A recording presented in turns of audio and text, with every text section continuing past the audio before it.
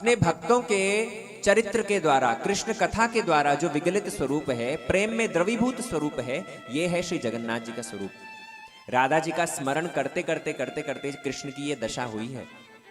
ये जगन्नाथ जी कोई अपूर्ण विग्रह नहीं है। ऐसा मत सोचना कि मिस्त्री को बनाना नहीं आया था, किसी तरह से बना करके रख दिया और ठाकुर जी तो जैसा बनाओ वैसा ही हो जाते हैं ना। यद्यपि इस तरह की भी कथा है कि 21 दिनों का समय देना था राजा को और 14 दिनों में जाकर के ही खोल दिया, तो ये विग्रह अपूर्ण रह गया। लेकिन ना, ये अपूर्ण विग्रह नहीं है, ये प्रेम में विगलित स्वरूप है कृष्ण का।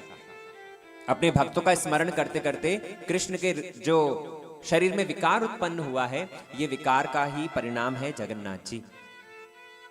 इसलिए कृष्ण कथा सुनने के लिए जिस प्रकार हमारा आग्रह है, भगवान का भी आग्रह रहता है। और वो कथा सुन करके उनका स्वरूप कैसा बदल जाता है, ये देखिए। ये जगत के नाथ जगन्नाथ स्वरूप में बड़ी बड़े नेत्रों द्वारा अपने विराट शरीर से स्वयं श्री मंदिर छोड़ते हैं, आ जाते हैं ग्रैंड रोड बड़ा दंड पे भक्तों को दर्शन देने के लिए। भगवान कोई भी स्वरूप क्यों न धारण करे, अपना स्वभाव नहीं छोड़ते। इनका स्वभाव क्या है जानते हैं? भक्त वत्सलता। अपने भक्तों को प्रेम करते हैं, भक्तों के प्रति ऐसा वात्सल्य भाव है, उस भाव के बरबस होकर के मंदिर भी छोड़ देते हैं। आप देखिएगा, नहीं तो मूल विग्रह कभी भी बाहर नहीं लाया जाता, हमेशा मूल विग्रह जो है मंदिर में ही रहता है। विजय विग्रह एक छोटा विग्रह होता है, वो विजय विग्रह से ही सारे उत्सव मनाए जाते हैं। शोभा यात्रा या जो कुछ भी उत्सव मनाए जाएं, विजय विग्रह को बाहर लाया जाता है। लेकिन जगन्नाथ जी एक बार नहीं, दो बार अपना रत्न मंडप रत्न बेदी को छोड़ते हैं, आ जाते हैं बाहर। एक तो स्नान यात्रा पर, स्नान बेदी पर आते हैं, जहां पर स्वयं आकाश मार्ग से देवता लोग भी बारिश के रूप में उनके ऊपर जल वर्षण करते हैं, उनको स्नान करवाते हैं।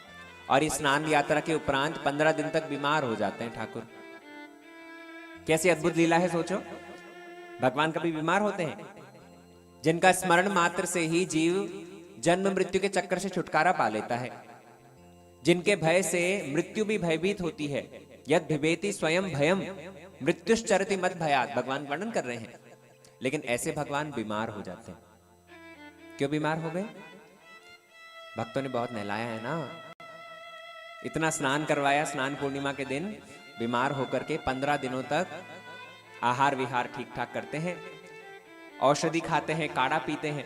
और 15 दिन के बाद में जब रथ यात्रा का महोत्सव आता है, तो रत्न मंडप पुनः छोड़ करके पहुंडी विजय करते करते आकर बैठ जाते हैं नंदी घोष पर।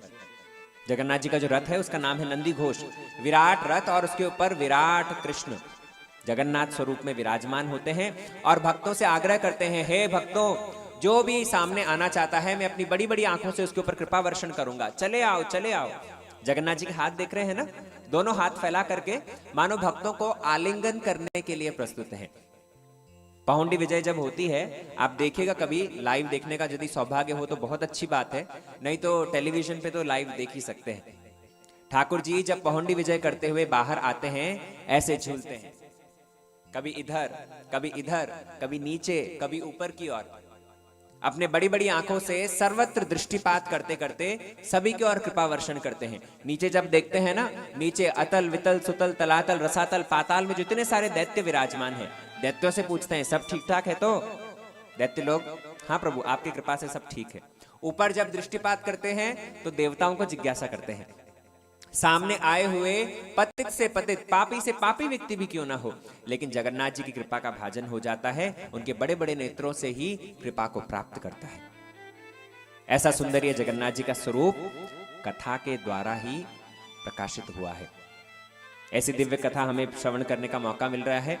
आइए जगन्नाथ जी की प्रीति के लिए ही एक मंगल गीत, उनको बड़ा प्रिय है,